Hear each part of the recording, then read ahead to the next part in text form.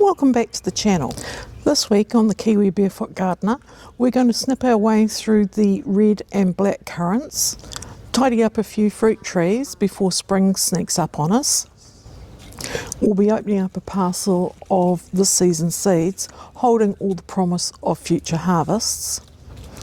And we're also going to be taking a little wander through the Christchurch Botanical Gardens conservatoriums to have a wee look and get some inspiration. Let's get out into the garden and see where this week takes us. My name is Dawn and I am the Kiwi Barefoot Gardener.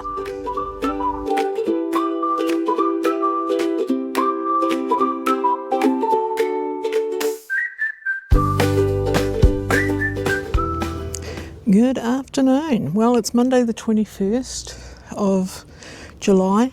It is a beautiful winter's day here in Canterbury. We had a stonker of a frost for us in coastal Canterbury. I had planned to get out earlier this morning, around 10:30, to do some pruning here out in the front garden, but I nipped out into the greenhouse and one job led to another, and yeah, so it's now about 1:30 in the afternoon. So I ended up doing a bit of a greenhouse reset and pruned the passion fruit. I didn't record it because you didn't really need to see me try and fall off a ladder, and when I hit the ground I do make a big boom, but also it's just not a lot of room in there between all the planters and etc. and stands. So, but I will show you some photos at some point of what I did. So this afternoon, while I'm enjoying the beautiful sunshine, I'm actually going to prune a young peach tree. So this tree that we're going to prune was only planted last winter, about this time last winter, and while it's in really good nick, it has put out a lot of branches that potentially coming this summer are going to end up as crossovers and just make the whole centre of it look really crowded. So the same as many of the things that we've been pruning, it's dead, damaged and diseased first, and remove those crossovers. And with a tree like a rose or things like that, you're wanting to do the goblet sort of thing. The idea is that you are making sure that there's plenty of air circulation to reduce the problems of disease, etc. during the growth season. Now, these trees that I planted last year are all planted in raised beds. They are not on dwarf rootstock. My idea is that I will be doing a summer prune to reduce their size and keep it manageable. And it's not a big summer prune, it's just taking out the really long leaders that take off on you. With a fruit tree, you want to have your central stem going up through, depending on the type. I mean, if it's something like a ballerina apple, well then it's usually just, one stem or two stems. But this is a good old-fashioned classic peach tree, and I'm just going to tidy it up and remove any of the over-enthusiastic growth that's there. So this is a golden peach. It's got a reasonably nice strong centre stem, but as you can see it's got lots of little bits that I want to get rid of and just keep these more strong branches. Get rid of these ones here.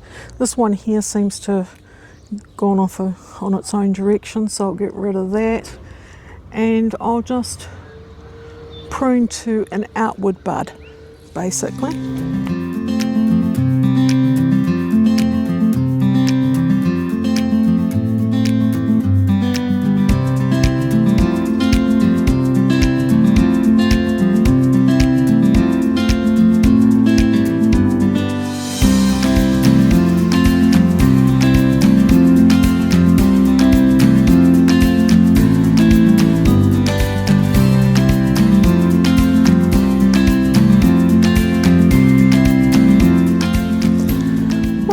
That's probably about all I'll do for it. I've taken out probably about a dozen, maybe more little bits and pieces sticking out in odd directions or not where I want them, coming out of the base of other branches, and they'd be running alongside the other branch, the main branch, so I don't really want them being overcrowded. It's a young tree, so we'll see how it goes this summer and how many more branches and new growth it puts on.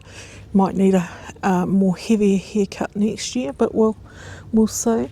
And depending on how high it grows, probably won't top it out and give it a summer prune this year unless it really goes bananas. But we'll be keeping a watching brief on it to make sure that it doesn't become too big. I mean, the idea of the summer prune is to keep it into a manageable size so that you can pick the fruit without having to climb ladders, etc. And that's exactly what I don't want to be doing, is climbing ladders. So it has to be a manageable size for me. And at the moment, it's looking good. Now we've moved over to a black boy peach tree that I grew from a stone. I don't think it grew true because the flesh isn't really red, but it's a very sweet-ish tasting fruit and it's really nice. I haven't got a lot off it yet. My first fruit season, I was fighting a possum with it. Last year, unfortunately, it got a bit of brown rot, but I did get some fruit off it. So now it needs a good tidy up, and I need to get rid of all these crossovers. There's quite a few. There's one just there that needs to go, and I just need to try and give it a bit more direction, and even that one there. So I'm just going to quietly prune through there and see if I can get it to be a better looking tree for me. Oh, this tree's about 5 years old now, probably heading into its 6th year. As I said, grew it from a stone, lived in a bucket for a long time. When I say bucket, a big tub. And last year when I planted the other trees, I planted this one in the ground as well, and it certainly appreciated being popped into the ground as opposed to being in its big tub.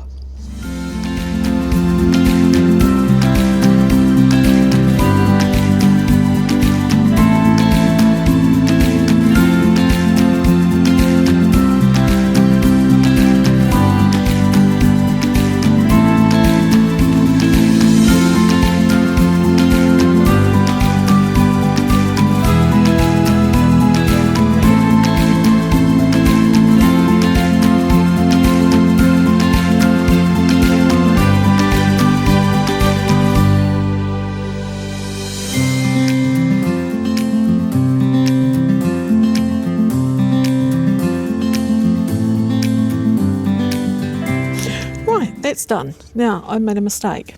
Some of it is due to the fact that I don't have a great amount of strength in my hands, but I did use the loppers, but I still made the mistake, sort of.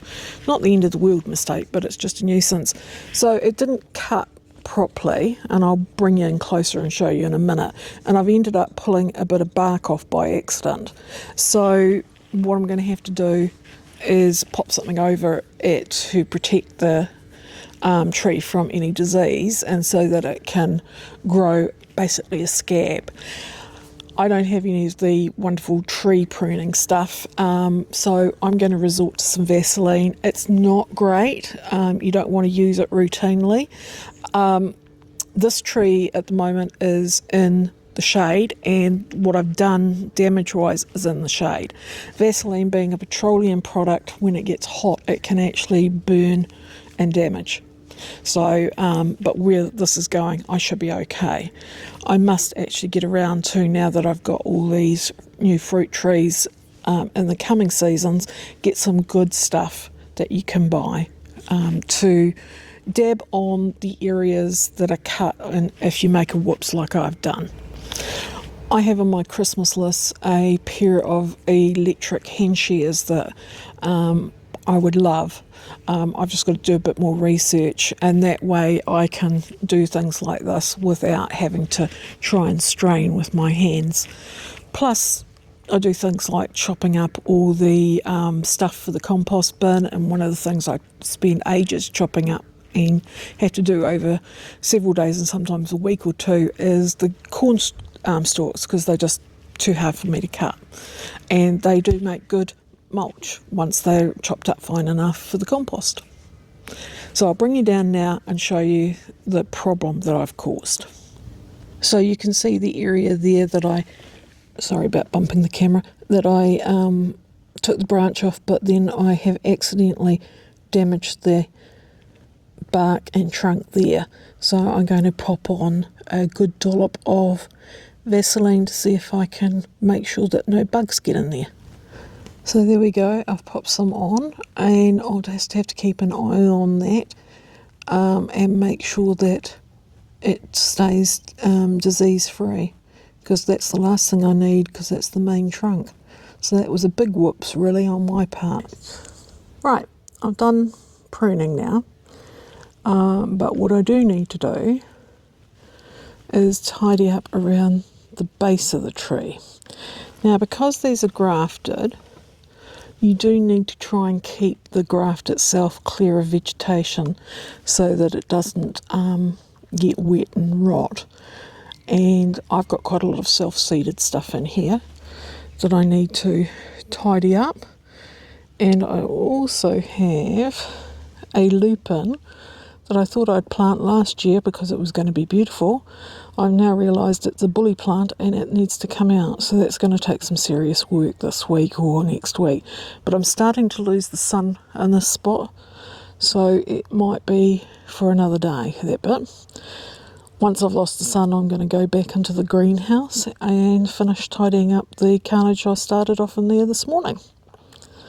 So the cats are around, they're keeping an eye on me, but they're staying out of camera range at the moment. So I'll catch up with you again soon. So I don't know about you, but I'm a big kid when it comes to getting seeds, and I got my big packet of seeds that I ordered the other day. I got them not yesterday, but the day before, but because I've been busy, I haven't opened them. Plus I wanted to share that with you. I tend to get my seeds from multiple different places. I go more on what I want and the variety I want rather than any one particular seed company. It just makes it easier. Though I do tend to buy most of my stuff from one or two places, only because I'm a cheapskate and I don't want to pay the postage for more than one place. So I tend to buy in bulk and only pay one lot of postage. I'm on a rural delivery, so of course it's much more expensive than a town delivery. So that's why I'm such a cheapskate. So what I'm really saying is I don't endorse any one company or their seeds. I go by the actual seed and how it's gone for me in the past, whether I like the seed. So like for carrots, I like the Tissot variety because it works for me in my garden. And that's just how I do it. Right, let's open this package. It's like Christmas. I'm a big kid when it comes to these sort of things. So, take the scissors to the pack because I'm not mucking around here.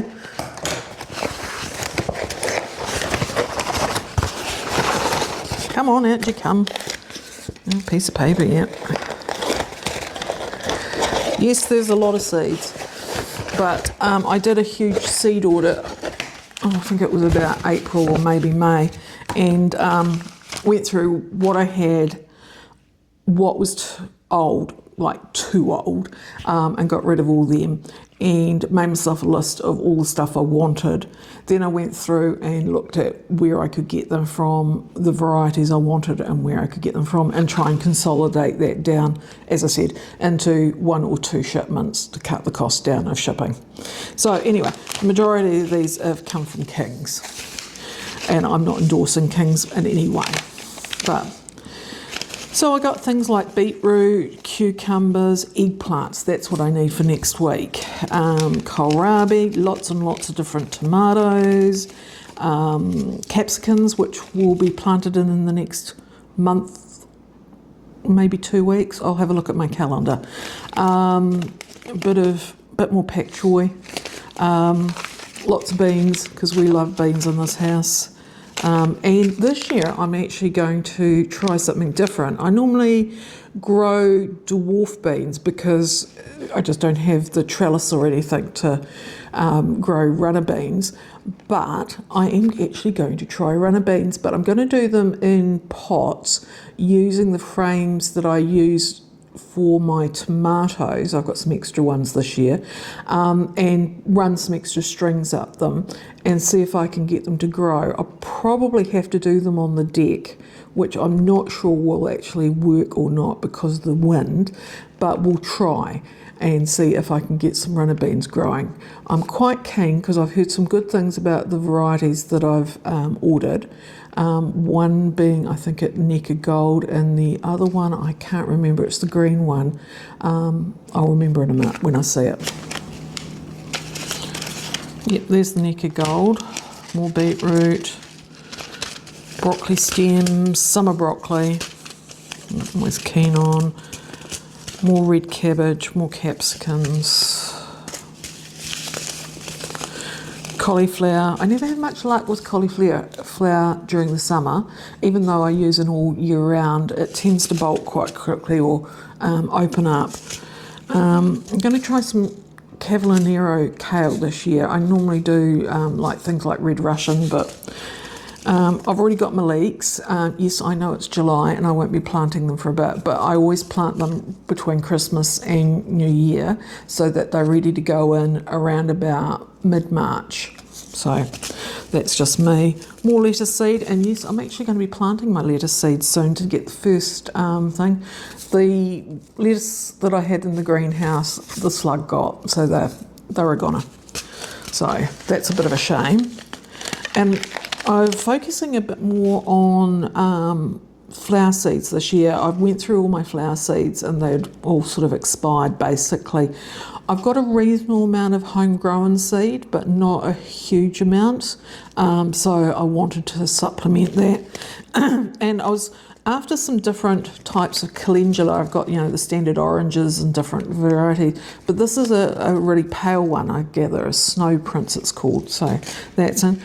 I've gone back to one of my old favourites, but unfortunately the seeds that I had was expired. I'm going back to Livingston daisies. I love Livingston daisies. They just remind me of my childhood. It was one of the border plants my father grew. Looking at different marigolds that I like. I love stock. I love especially night-scented stock, but this one's called Spring Sparkle, so we'll see how that goes. I bought a few sweet pea seeds because the ones I had were very pale. My lovely neighbour has given me some self-save seed for a red one, so I'm going to plant that and be very careful and see if I can get that to grow in one specific area so I can perpetuate that on. More viola, Visaria, sunflowers. Now I'm going to do sunflowers this year. I haven't done them for a few years, and my plan is to put them in the pumpkin bed because while the pumpkins grow away quite nicely, I just thought a bit of a spike of colour in there would be nice. So I'm going to put them in there. The good old-fashioned sweet Genovese, basil, love basil. Right, found the beans. So what I'm doing for my green runner beans is Cobra. I'd heard a lot about it and heard some really good things about it. It's a very round bean, and even if it gets away a wee bit, gather it doesn't become very stringy, which a lot of the other ones do. I'm not into the old flat runner bean, the one that you run through the shredder thing to get little juliennes from, but yeah, not my cup of tea. So anyway, that's those. Oh yeah, my peas. I've got some home saved peas, but not enough, so I've got them. And I've bought more pumpkin seed because pumpkin seed, I normally grow crown prince and butternut, but saving your own seed, well, you can do that. That's not a problem, especially you can get away with it a bit more from saving it from a bought pumpkin. Pumpkins, like a lot of those cucurbits, they're promiscuous. They will cross-pollinate and you'll get some weird-looking ones. By doing the ones saving the seeds from the bought pumpkin, you know it's probably come from a field of exactly the same pumpkins. So there's a huge, wide, diverse area of one type of pumpkin, so they're less likely to cross. But so I've got myself some more Crown Prince just to make sure that I'm not getting any weird mutated pumpkins this year. More tomatoes, yeah, lots more tomatoes, more, some zucchini. It's another one that people try to save their seeds, but it's also a cucurbit and it will cross-pollinate. Yep. All right, is that them all? I know I've got a list on the computer of other stuff, but anyway, that's a fair few. That made a big dent in on what I needed. Now I've just got to put them all away and get on with sowing.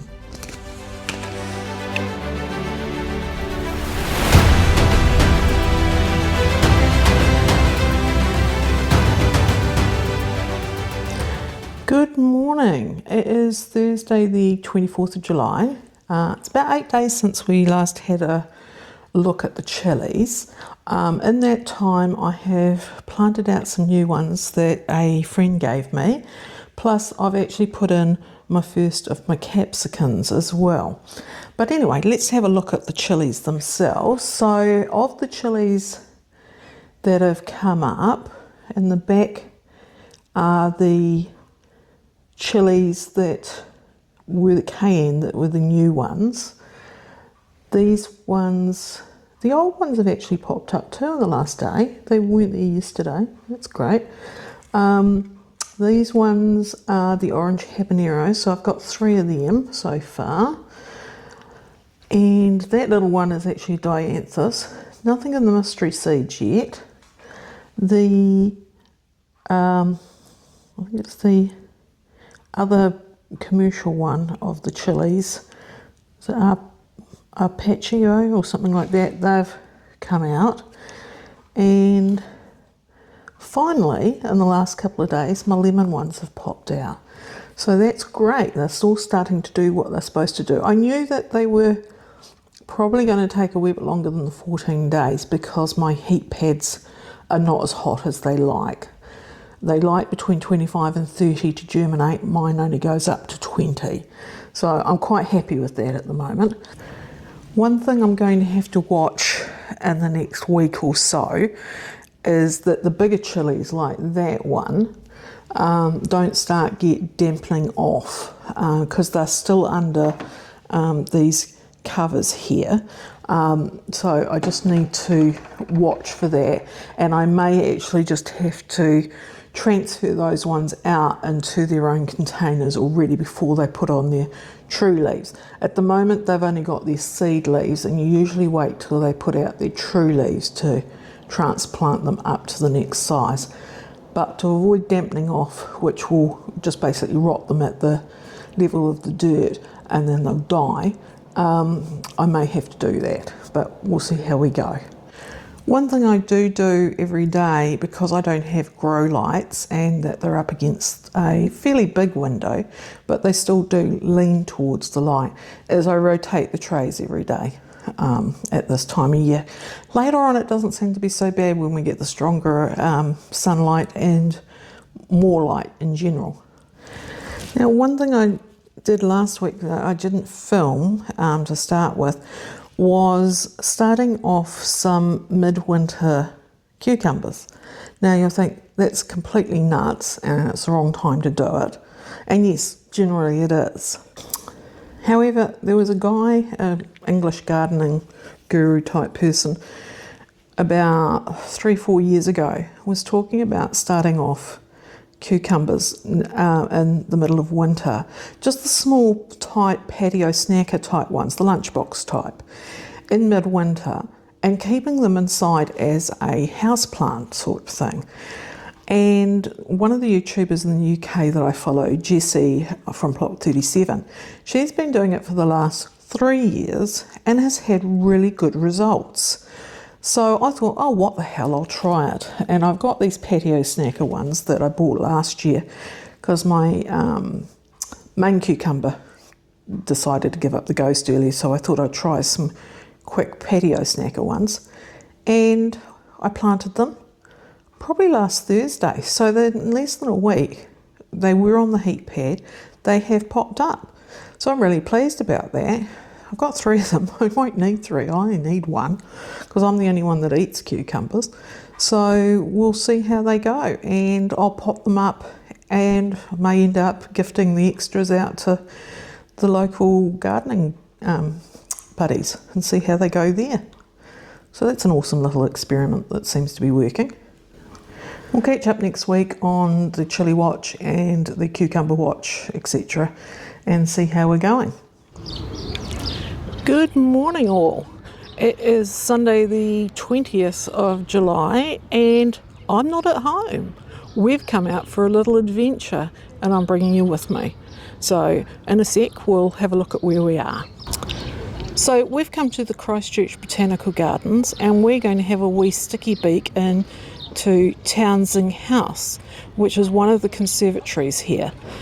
Currently the big one, Cunningham House, is closed for renovation, and I understand all their tropical plants, or a good number of their tropical plants, have been moved into Townsend's house. So we're going to go and have a sticky beak around here and see what's what.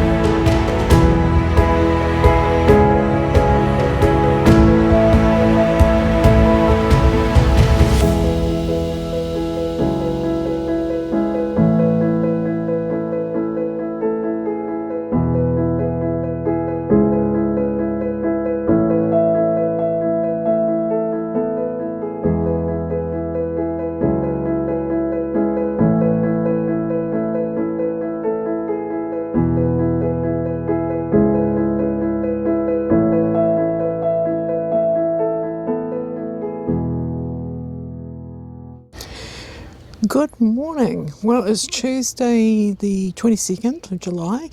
It's been a really frosty morning and it's now nice, still, calm, blue dome day here in Canterbury. So I'm going to tackle the red and black currant bushes today. Of my currant bushes, I've got 5 of them. I know 3 of them and I can't remember what the other 2 are, whether they're red or black currant. So we'll concentrate on the ones I know today, and I must remember over summer, once the other 2 fruit, to actually pop some labels on them so I remember when it comes to pruning time. The reason I need to know about which is red and which black is that red currant and black currants are pruned differently. However, red, pink and white currants are pruned the same. It's just the black currants that are different. So what we'll do first is the black currants that I know of. Now I've got a commercially bought one that is a younger currant, and we'll bring the camera down in a minute and have a look at them closer. And I've also got a much older black currant that was passed on to me by some friends who had it. It's had a couple of significant haircuts over the last 4 years or so, and now it's just coming into a really nice shape and is really putting out some good fruit. Right, you're not going to be able to see me while I do this, but you will be able to see the bush. So with black currants, they fruit on the wood that grew last season. So this is one of them, and that will fruit this coming season. This will only bear fruit for one season and then it becomes old wood. Now what you want to do is remove old wood, especially to open up the centre.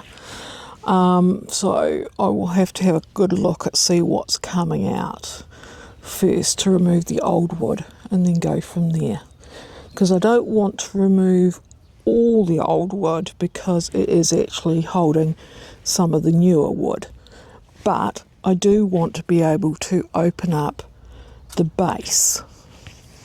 The reason I want to open up the base is because at the base there's some little shoots. Now they will be the beginning of this coming season's new wood, which will then be next season's fruiting wood.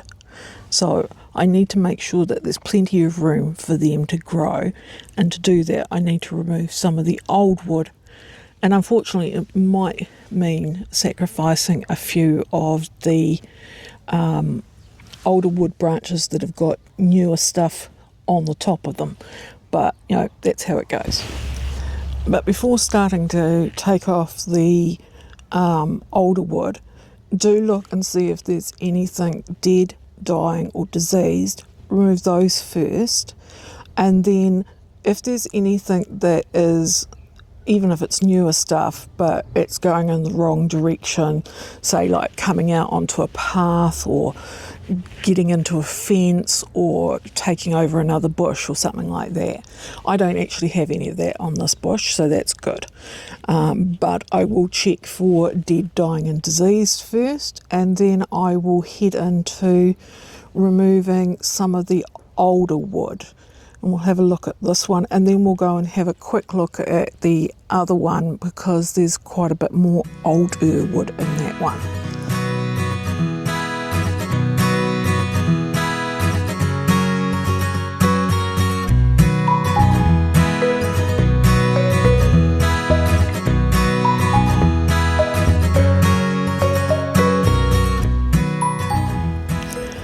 Right, that's the younger one done. There is one there I could potentially take out as a crossover, but I think I'll leave it this year and see how it develops, whether this one here gives up, and then I'll use that as the strongest. But yeah, we'll see. I'm happy with that generally. Hello Louie. And we will see how our black currants go this year. There's a reasonable amount of newish wood from last year, and I'll be covering these later in the season to try and stop the birdies having them. Right, this is the older black currant, and it has over the years had some significant removal of old wood, and there is, hello Lulu, you coming to give me a hand? You're knocking everything down, darling. Yeah. But there is some old stuff that I really need to take out. So like that one there's some newer stuff there. And actually probably that whole branch there needs to go. And that will open up for this one to establish. And the back of this one, that can go. So there's quite reasonable amount of pruning I need to do on this one, which is good because I'll be able to show you what I'm up to.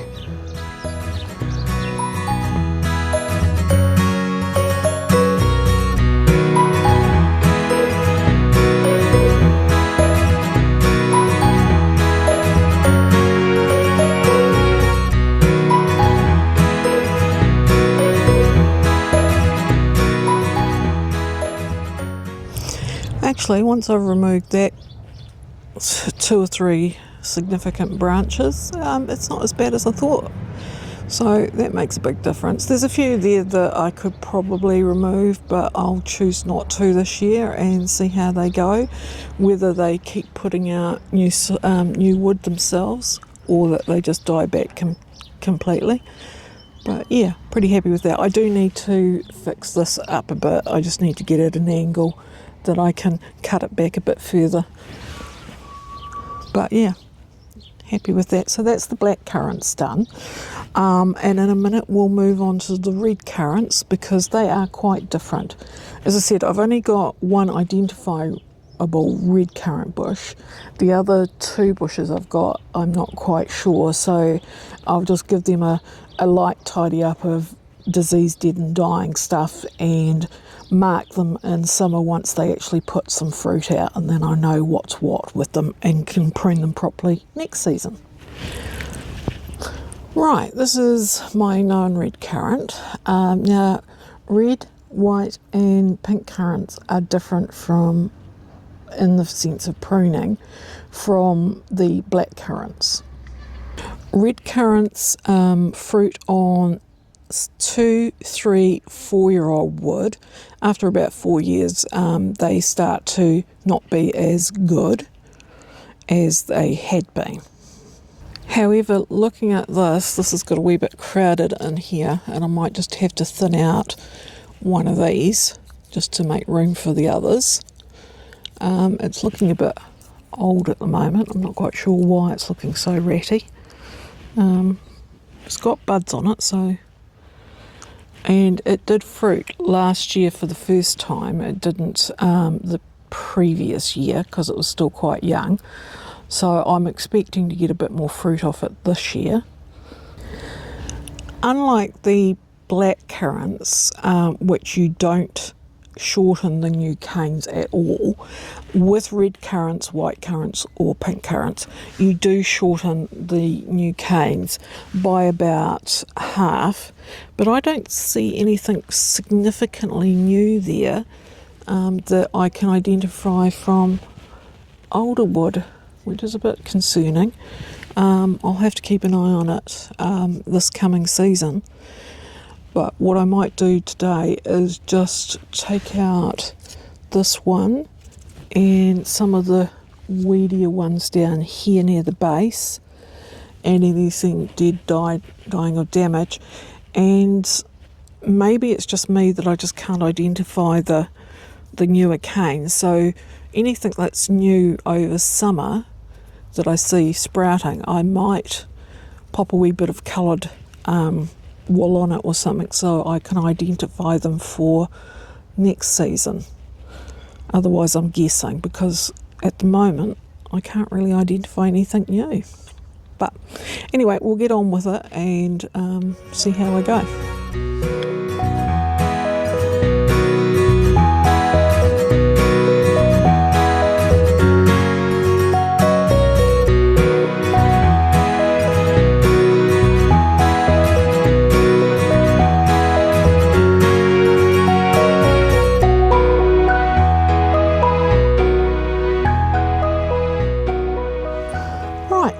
I'm fairly happy with that. There's that one there, if you can see on the camera, that's going that way, but I'll just see and leave it this year. It'd probably have to come out next year. There's a little spur down here. If that doesn't develop, I'll take that out. And there's a little branch here which I was really tempted to take out, which I might still yet. Now, there's a bigger branch over here that's heading towards the gooseberries. Now, I'll see how that goes. That may have to come out next year, because if the gooseberries develop a lot further, I'll just need to narrow this side of the red currant a bit more. But generally, I'm happy with that. So I'm just going to keep pruning the other ones ever so lightly, the ones that I don't know if they're red or black, and then enjoy the sun, because it's a gorgeous day here, and go from there and just see how the day develops, which is the wonderful thing about gardening. You can just go with the flow. Good morning. Right, it's time for a chat and a coffee. got my coffee here. I was hoping to be able to sit outside and do this wee thing, coffee and chat, because we've had such nice weather. But while the weather's been nice, it's still really cold, and most days are under 10 degrees, and there's a bit of a chilly wind out there today too, so I've opted to stay inside again. I hope you enjoyed our little trip out to the Christchurch Botanic Gardens the other day. We enjoyed it. Was expecting to see a few more tropical plants from the information I'd read prior to going, but there didn't seem to be quite as many. At the moment, the Townsend house, which is what we went and had a look at, plus the two joining houses, I think one, I can't remember the name of them now, they seem to be hosting the majority of stuff. Cunningham House, which is the big tropical one, is closed for maintenance at the moment, and it's way bigger than what we went into. I'm hoping when the daffodils are out in about a month to 6 weeks' time, I'll be able to get in and we can have a wee look through them. The daffodil field is been there for years and years, as long as I can remember, and it's just such a wonderful resource for Christchurch, Canterbury people to go and have a look. It's amazing. It's pretty. It's fairy tale like, the whole 9 yards. In regards to the fruit tree pruning, when I got out there wasn't actually as much as I thought there would be, which is good because they're new trees. So I only really did the two trees, the two peach trees, the white peach tree and the red peach tree. So both of them are now done, and the little wound that I made seems to be holding up with the Vaseline. But yes, I will go and get some proper tree pruning stuff for next year, because I don't want to damage those trees in any way and let them have a disease portal. So I need to make sure I care for them properly. Now, I didn't do a slug watch section today, this week, basically because he's been evicted. So moving the mints definitely did do the job, and now I've just got to make sure he doesn't slither his way back in, because the mint pots are next to the greenhouse and there is some drainage areas that are cut into the base that if he wanted he could probably slither in underneath, but he's not been there since, so that's good. We'll keep a watching brief on him. As you saw, I got the majority of my seeds delivered the other week, and yeah, I'm a kid with toys when it comes to seeds, and there's still a few that I'm waiting on from another company, and then I've also noticed a couple that I for some reason don't seem to have, even though I did a seed audit. I need to, next time I'm in town, pick up the ones from the bigger commercial companies. As I said, I buy my seeds by the variety that I like and that I've found good to grow. I don't buy them by the company as a rule. I do buy by price as well, and by the amount of seeds that I know that are in each packet. I mean, if you can get the same variety from two different companies, but one company, and the price is the same, but one company puts in 20 more seeds into the pack, of course you're going to go for the one that's got more seeds at the same price. Just logical, really. But anyway, we'll look at some of the seeds as I plant them over the season. And as I said a week or two ago, when I started my chilies, my growing season started already, and as I've said in the chili watch section, I've already started some of my capsicums, and when some of the trays come free in the next week or so, I'll be planting my next lots of capsicums. Oh, and the other thing I did plant at the same time were my eggplants, so they've gone in as well. Now that we've got the red and black currant pruning done, that's that whole border basic done except for the blueberries. We'll look at the blueberries in the next week or two. I'd like to thank everyone that's subscribed to date. As I've said time and time again, it does actually make my day when I see that little subscription counter tick over and more people have subscribed. As the subscriber number goes up, it just sort of validates what you're doing and actually motivates you a bit more because more people are watching. So it's great. And if you haven't subscribed to date, it would be really great if you can. It does help. As I've said, I'm aiming for 1,000 subscribers, which is the first step of monetization, and then I have to get 4,000 watch hours. Now, the 4,000 watch hours are across all videos, so and it has to be in a 12-month period. So those two steps, subscribers to 1,000 and 4,000 watch hours and 12 months, gives you the ability for YouTube to actually monetize you. As I've indicated previously, the reason I want to be monetized is so that I can then put the money into going out and seeing other people's gardens and things like that. I'm retired, so I don't actually currently get a pension because I'm under 65. So for the first time in 40 plus years, I'm living off my husband's wage. So by monetizing the channel, then I can get out and do these things without impacting on our family income. So that's the rationale behind that. So I'd like to wish you all a good week coming ahead. Stay warm and safe and dry.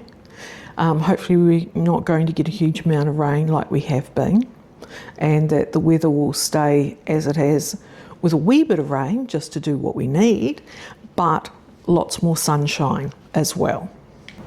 So until we catch up again in next week's vlog, I'd like to say bye for now.